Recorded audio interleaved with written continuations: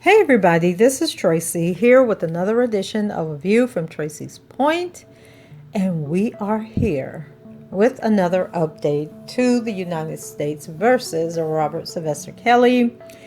And it looks like it looks like the prosecution know that they are losing, or they feel that they are losing, and so they have filed a new motion in limine asking for Judge Donnelly to allow in some testimony that just shows their level of desperation.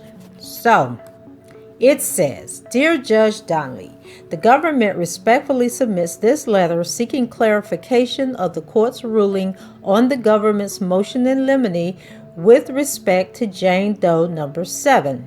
Okay, and so for you guys, Jane Doe number 7 is Jovante Cunningham, who in surviving R. Kelly alleged that she saw Kelly and Aaliyah on the back of the bus getting busy, in which Aaliyah's mother spoke out and said that Jovante was a bold-faced liar and that she needed surviving R. Kelly to retract the statements, that this never happened, that she was always with Aaliyah when they were traveling or when she had rehearsals, and that what Jovante was alleging was not true.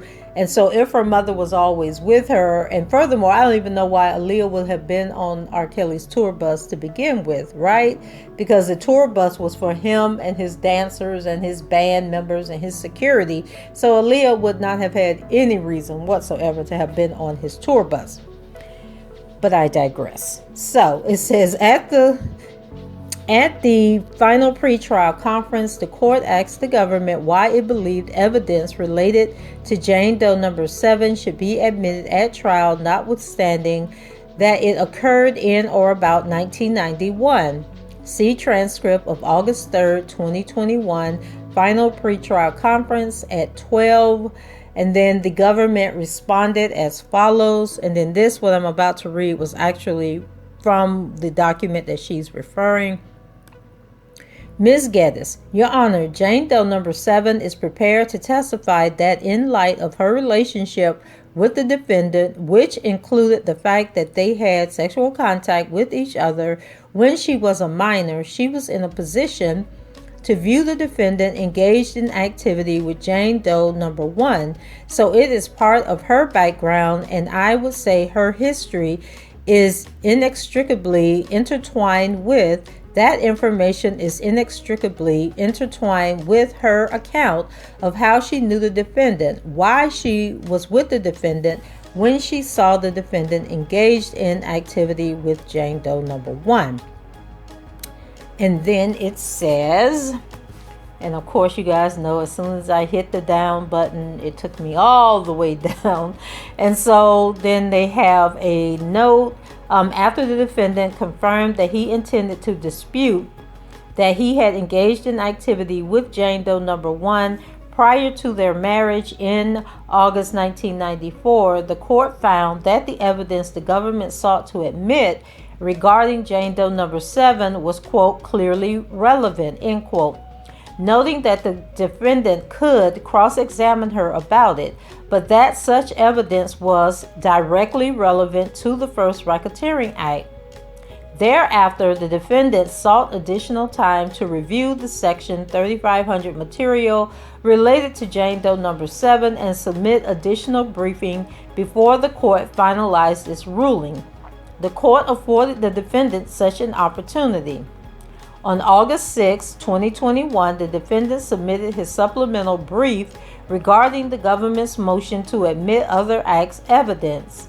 In his arguments for admitting evidence regarding Jane Doe number 7 of the court's intended ruling on the issue, instead, he simply recited the general principles of evidence, all of which the court was well aware of when it reached its initial conclusion to allow the government to introduce evidence related to Jane Doe number 7.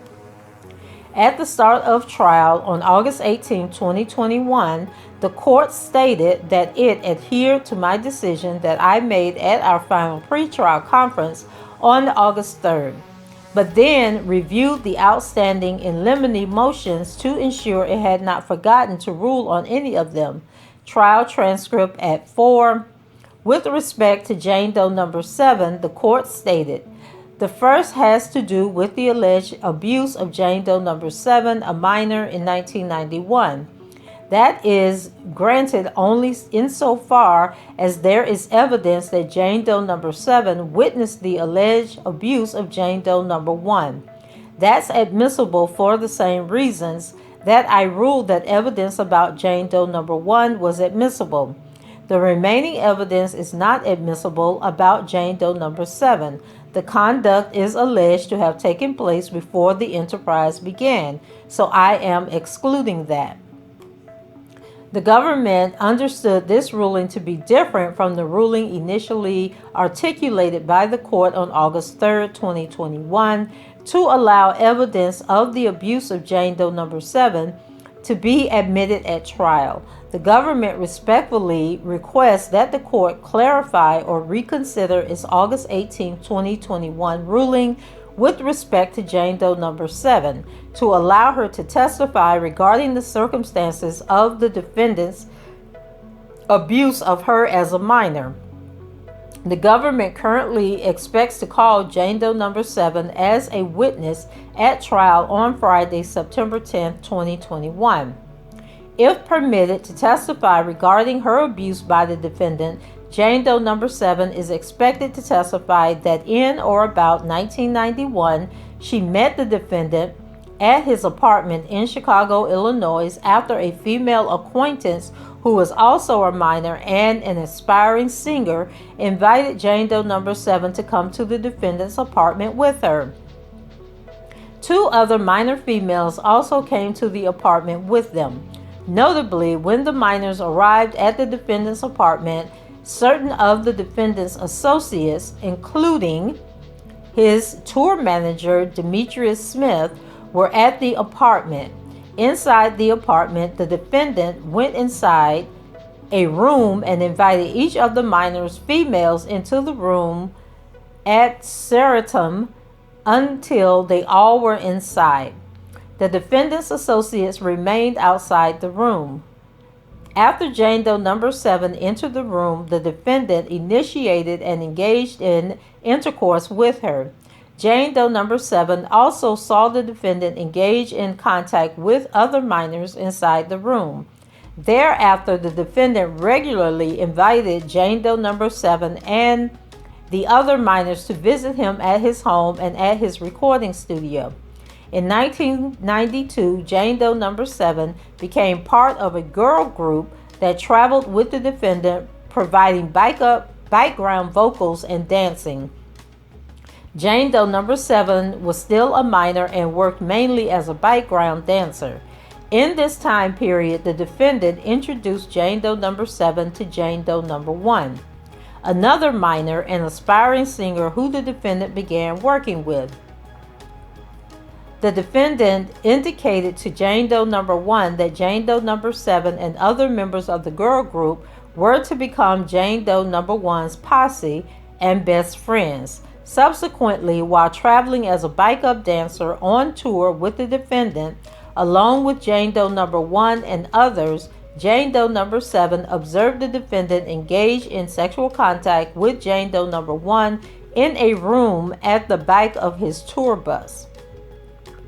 Such evidence is necessary background for and inextricably intertwined with the evidence the court has permitted Jane Doe number 7 to testify about, namely her witnessing the defendant engaged in sexual contact with Jane Doe number 1. The full context of Jane Doe number 7's own interactions with the defendant, including her interactions with him as a minor and her having previously witnessed sexual acts between the defendant and other minors, is necessary to explain why she was in a position to witness the defendant engaged in a sexual act with Jane Doe number 1, also a minor. Without this context, the jury is likely to be left wondering why Jane Doe number 7, also a minor, was hired as a background dancer for the defendant's tour, and why the defendant was careless enough to engage in such contact with Jane Doe number 1 on a tour bus where Jane Doe number 7 was present. Yes, we're all like, girl, you already know that what you are writing here makes zero sense. And I'm going to get to my opinion when I finish reading this nonsense. So the Second Circuit has repeatedly upheld the admission of uncharged act evidence as direct evidence of the charged crimes where such evidence provides necessary background or context for the charged crimes. United States versus Gonzalez, and that was in the Second Circuit in 1997. Uncharged burglary admissible in trial for felon in possession of a firearm because, inter alia, it provided crucial background evidence that gave coherence to the basic sequence of events that occurred on the night of defendant's arrest.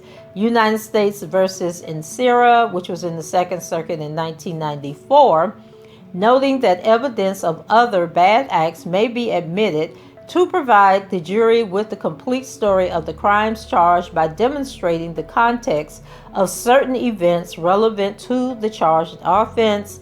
United States versus Langford, another Second Circuit case that was heard in 1993. It is within the court's discretion to admit evidence of acts committed prior to the time charged in the indictment to prove the existence of the alleged conspiracy, as well as to show its background in history. United States versus Petrie, Second Circuit, 1992. Prior act evidence may be admitted to inform the jury of the background of the conspiracy charge, to complete the story of the crimes charged, and to help explain to the jury how the illegal relationship between the participants in the crime developed. In this respect, trial courts may admit evidence that does not directly establish an element of the offense charged in order to provide background for the events alleged in the indictment. Background evidence may be admitted to show, for example, the circumstances surrounding the events or to furnish an explanation of the understanding of intent with which certain acts were performed. United States versus Cunningham, and then quoting United States versus Daly, also a Second Circuit case. Cunningham was in 1991 and Daly was in 1988. In addition, the indictment does not allege a particular date on which the enterprise came into existence. That the abuse of Jane Doe number 7 occurred in or about 1991, before the pattern of racketeering alleged in the indictment began, does not automatically render such evidence irrelevant to proving the existence of the racketeering enterprise. While the evidence used to prove the pattern of racketeering activity and the evidence establishing an enterprise may in particular cases coalesce, the existence of an enterprise is an element distinct from the pattern of racketeering activity. Boyle versus United States from 2009. Because the existence of the racketeering enterprise is an element distinct from the pattern of racketeering activity charged in the indictment, evidence of acts occurring prior to the alleged pattern remain relevant to proving the existence of the enterprise. Here, the sexual abuse of Jane Doe number 7 is relevant to proving the existence of the enterprise prior to the first racketeering act alleged in the indictment. its membership in the early days of its existence, and its means and methods, including relying on minor victims to recruit other minor victims. Oh my God, these people are crazy. Into the defendant's orbit, a means and method that the jury also heard testimony about from Jane Doe number 4. Moreover, the defendant's cross-examination of Demetrius Smith makes clear that the defendant intends to argue that he had no involvement in Racketeering Act 1 and that Smith acted on his own in bribing a state official to obtain fraudulent ID for Jane Doe number 1. In essence, arguing that Smith was not a member of the enterprise. The defendant further made clear in his opening statement that he will argue that no racketeering enterprise existed. Jane Doe number 7's testimony about the circumstances of her own abuse by the defendant and her continuing interactions with him is relevant to proving both the existence of the enterprise prior to the conduct alleged in Racketeering Act 1. As well as Smith's testimony. Oh, Lord Jesus. As well as Smith's membership in the enterprise. Indeed, such evidence, which is expected to include testimony that the defendant engaged in contact with minors while in the same residence with Smith and other members of his inner circle, demonstrates the relationship of trust and loyalty between the defendant and Smith and helps explain why he could confide in Smith regarding the true nature of his relationship with Jane Doe number 1 and his need to marry Jane Doe number 1 as a minor. In addition, Jane Doe number 7's anticipated evidence is also relevant to establishing the existence of the enterprise. Not only was Jane Doe number 7 invited to the defendant's residence for the first time by another minor abuse victim, the defendant also thereafter employed Jane Doe number 7 and other minors and instructed Jane Doe number 7 and other minors to act as Jane Doe number 1's posse, while Jane Doe number 1 was away from her home and family, thus using those who he had previously abused and employed to create the conditions that helped make the defendant's sexual abuse of Jane Doe number 1 possible. Such evidence is direct evidence of the existence and evolution of the charged enterprise, as well as the means and methods. As a result, for the reasons set forth herein and in its original motion and replies to the defendant's initial and supplemental response briefs, the government respectfully requests that the court permit Jane Doe number 7 to get on that stand and tell lies about a non-existent Permit Jane Doe number 7 to testify about the circumstances of the defendant's sexual abuse of her when she was a minor.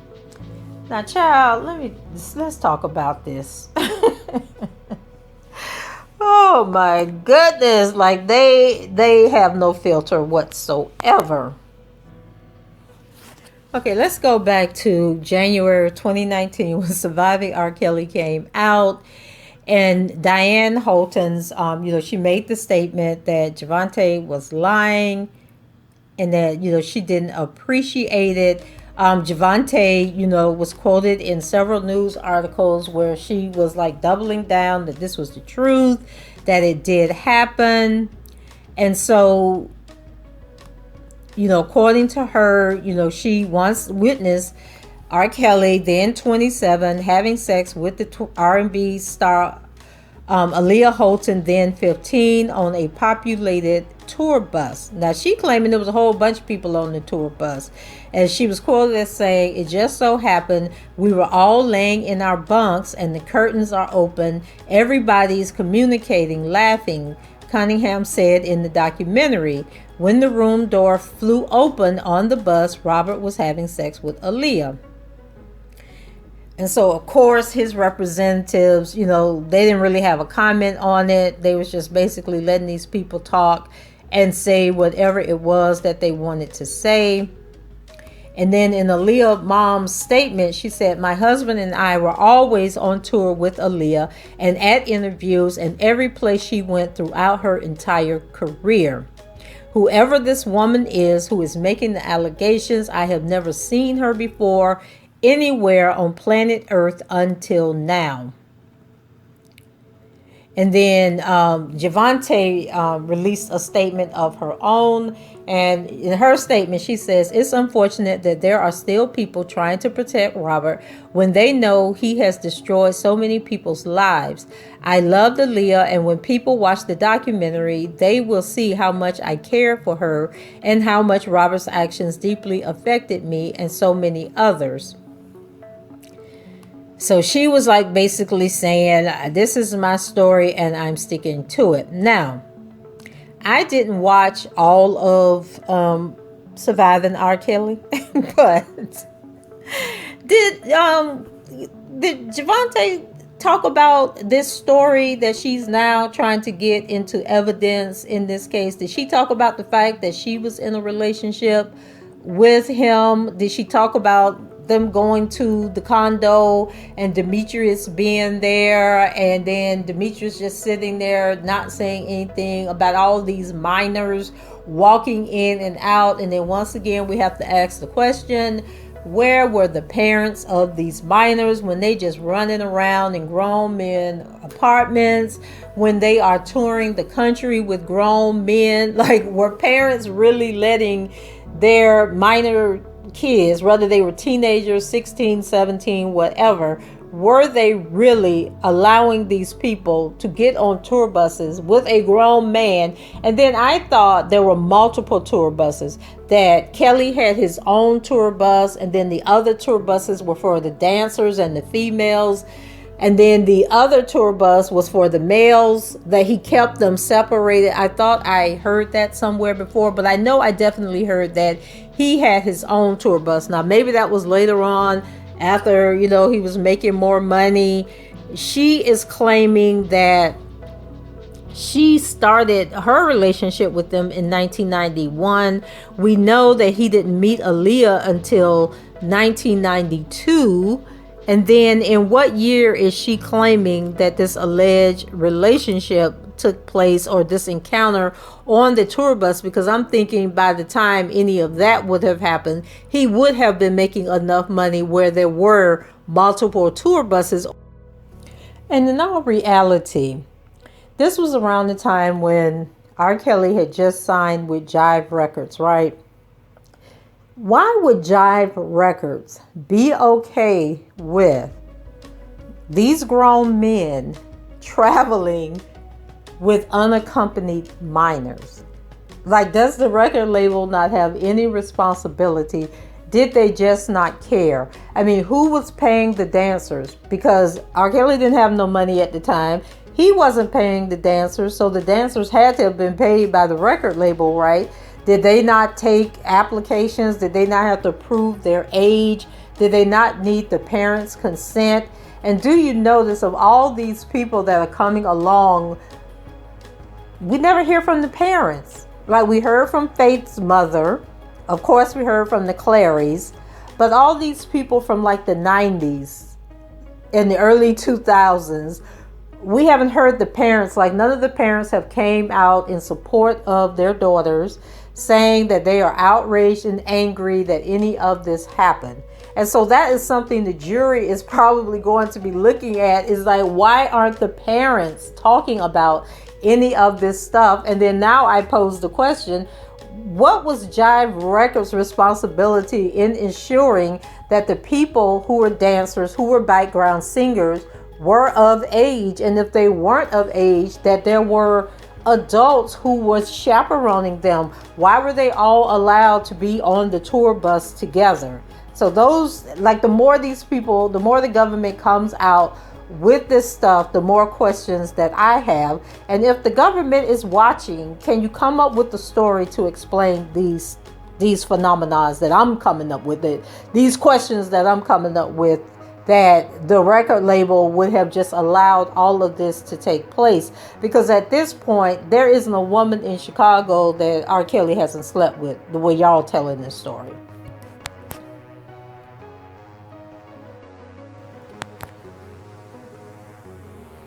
Okay, let me back up for a second because now I'm thinking about the interview with the guys. Was it Rick and Dre from Public Announcement when they were on Vlad TV?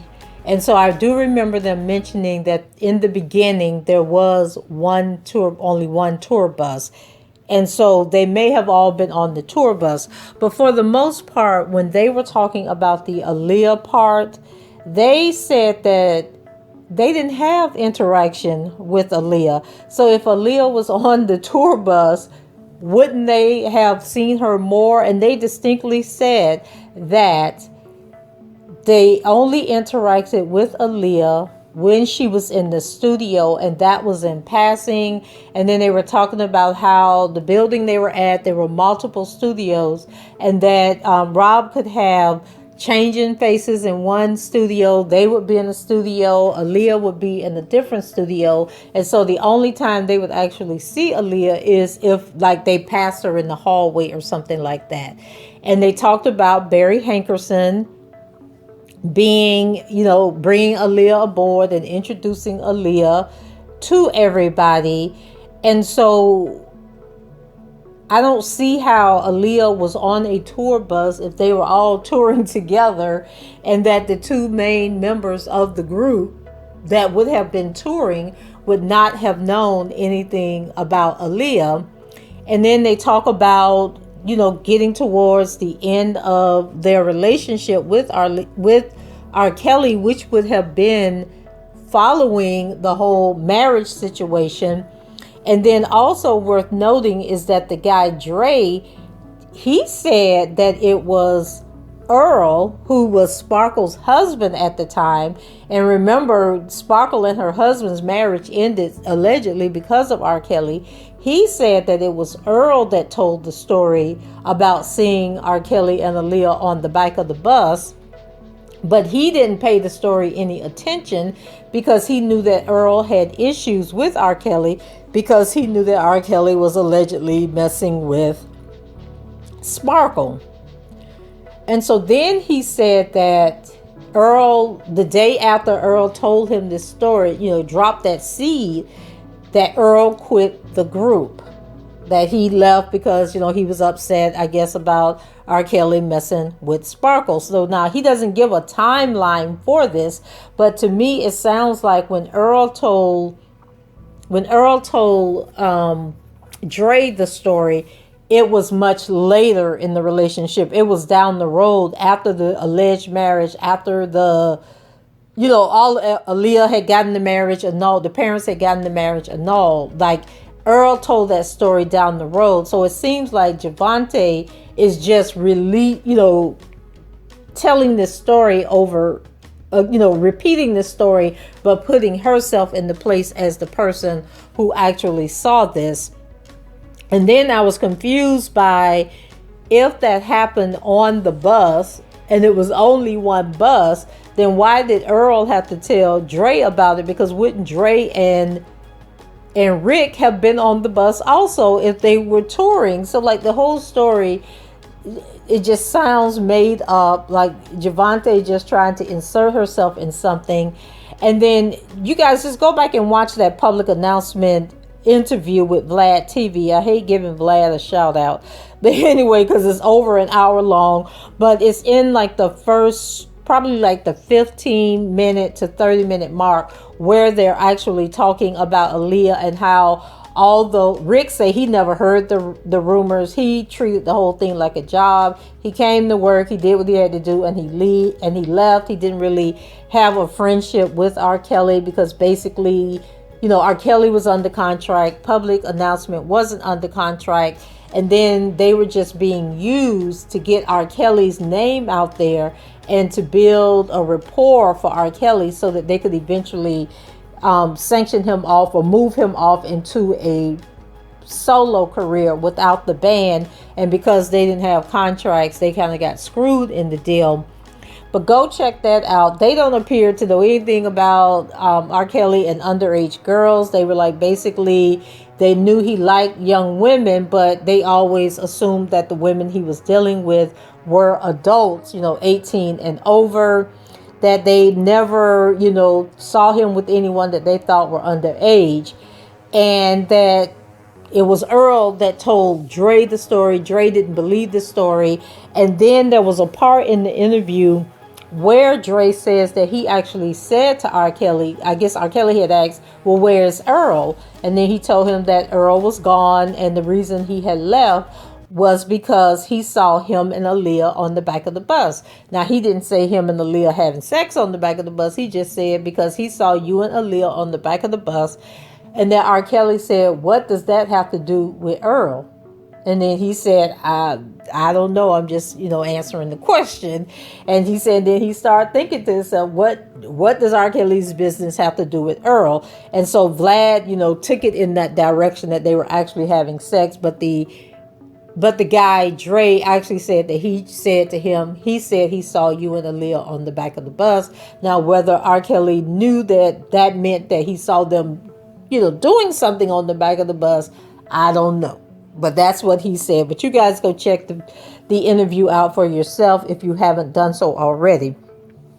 So basically, I think Jovante is just lying. I think she's clout chasing. I think she is doing this on behalf of the Clarys, because then also back in January of 2020, which would have been around the time that it was made public that Azriel, remember Azriel had to fight with Jocelyn on the 8th. And so even though we knew that she had gone back to Florida around, I thought it was the first week of November, but according to the testimony, it was in October that she left. But whenever it was January 8th, I think, where it was official that everybody knew. They were letting the world know that Azriel had left and she was no longer at Trump Tower. So sometime right after January 8th, Angelo Clary was on IG Live, and he was taking calls, letting people join the live. And one of the people that joined was Jovante. And she basically was like, oh, I just love you. I love Alice. Whatever I can do for the family, blah, blah, blah. Now, I would think that she would have took that opportunity to reinforce what she said on Surviving R. Kelly, that she would have been there, like saying, because I witnessed this, I want to be a part of getting this story out there and telling the truth, blah, blah, blah. But instead, she was all up Angelo's behind, just talking about how much she admires him. She appreciates him. I love you. I love Alice. She was acting like a groupie on that live, where she was just, like she was a part of Team Truth, and she was going to do whatever she could to help the family. And so I think that she is just doing this. She saw that, she wants to be a part of it. She wants to cement the deal for the Clarys, and that anything that she says is going to be because of her love and support for the Clarys, not necessarily the truth. And then hopefully the defense saw this interview on Vlad TV, where they were basically acting like, they were talking as though, they had no recollection of any of this stuff taking place, that it was basically hearsay.